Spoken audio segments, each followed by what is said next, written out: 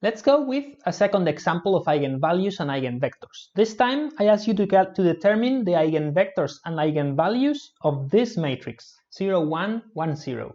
This is a matrix that does a mirror reflection with respect to the y equals x line. Now, the previous video was quite long because I detailed every single step because it was the first time you saw the steps. But this time I'm going to try to go more dynamically, more faster, more similar to what you will eventually be doing after some practice, okay? So first, calculate the eigenvalues.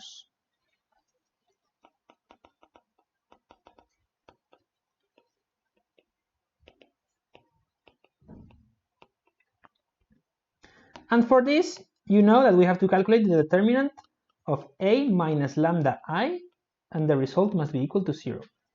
Now, in the previous video, I literally wrote a minus lambda I did it step by step, but in practice, you don't really have to write that. It's very easy to just look at a and then subtract lambda to the elements in the main diagonal, okay? And what you get is 0 minus lambda, 0 minus lambda, and then the rest of the elements remain the same, so 1, 1. So the determinant of this is equal to minus lambda times minus lambda, which is lambda squared, minus 1 times 1, which is 1, and this must be equal to 0. So this is our characteristic polynomial p of lambda. This time it is not factored out, okay? So we need to factor it. The factorization for this polynomial is lambda minus 1 times lambda plus 1. This is equal to 0. So therefore the roots are our eigenvalues, and the two roots are 1 and lambda 2 equals minus 1, right? Because when lambda equals minus 1, this second term goes to 0. So those are our two eigenvalues. So next we need to calculate the eigenvectors for each eigenvalue.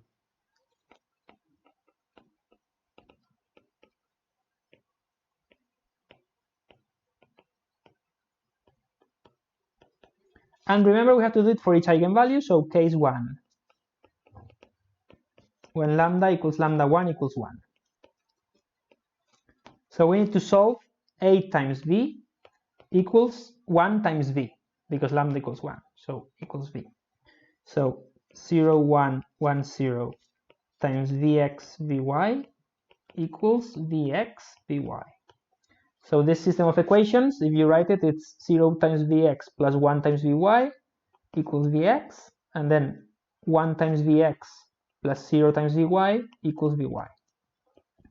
So we find two equations and two unknowns, but obviously they are giving us the same information because they are the same equation. And as I said previously, it's not a coincidence that this happens. So if you subtract one of the equations from the other, you arrive at 0 equals 0, okay? So this always happens when calculating eigenvectors. And this is because there is always one degree of freedom. Okay, so what is the general solution to this system? Well, vx and vy can be any number as long as they are the same number, okay? So vx equals any number alpha and vy equals any number alpha, but the same alpha, which means that v is equal to vx vy, which is equal to alpha alpha, which is equal to alpha times a vector 1, 1. So as promised, the solution to this system of equation is always written as some parameter times a vector, and this vector is the eigenvector. So let's write it down. For the first eigenvalue lambda 1 equals 1, the eigenvector is 1, 1. Or as I said earlier, you could also say that the eigenspace is the span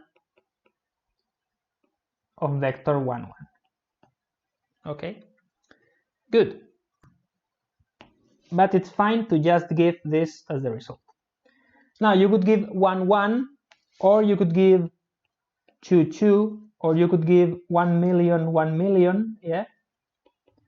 These are all valid answers. But of course, try to make it as simple or as elegant as possible. So the vector is 1, 1. Excellent. Case 2.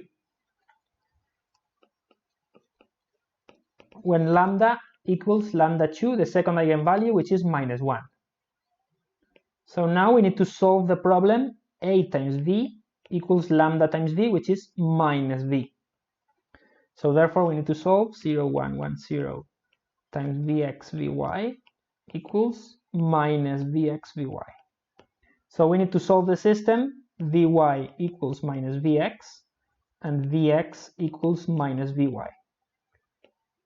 Once again, we see that these two equations are really the same equation. It's just that one is the other multiplied by minus 1. Yeah. So actually one of the two equations is redundant. It's like 0 equals 0. As always, I repeat, you always get a redundant equation because the determinant of a minus lambda I will be 0, because that's how we obtained the eigenvalues. Okay, so what are the solutions? Vx can be any number alpha, and now vy has to be the negative value of this number alpha. So that the final solution is equal to vx vy, which is equal to alpha minus alpha, which is equal to alpha multiplied by 1 minus 1. So this will be our second eigenvector associated with the second eigenvalue. So when lambda 2 equals minus 1, the associated vector equals 1 minus 1. Or you could write 1 million minus 1 million, or 3 minus 3. Yeah? So any multiple of 1 minus 1 will be a correct answer. And if you want to be more exact, you could say that the eigenspace for this eigenvalue is equal to the span of 1 minus 1. So that's it. That solves this problem. Now let's check if these two eigenvalues and eigenvectors make sense with the applet. So here I have the matrix 0, 1, 1, 0, and I have vector v in yellow and vector a times v in cyan.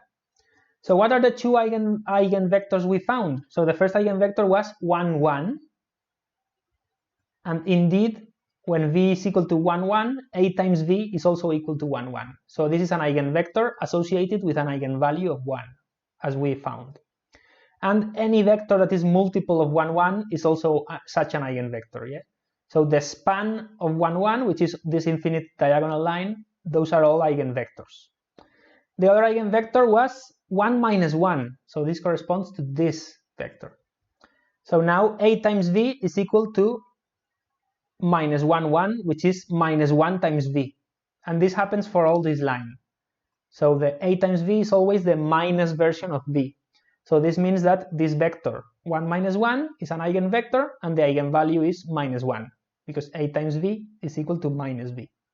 Okay, and that's true for any vector in this line. And this makes perfect sense for a mirror reflection. So you can see that mathematically we can find these very special directions in which a times v is parallel to v, and these are the eigenvectors. Okay, next we are going to do a more complicated example in a 3 by 3 matrix.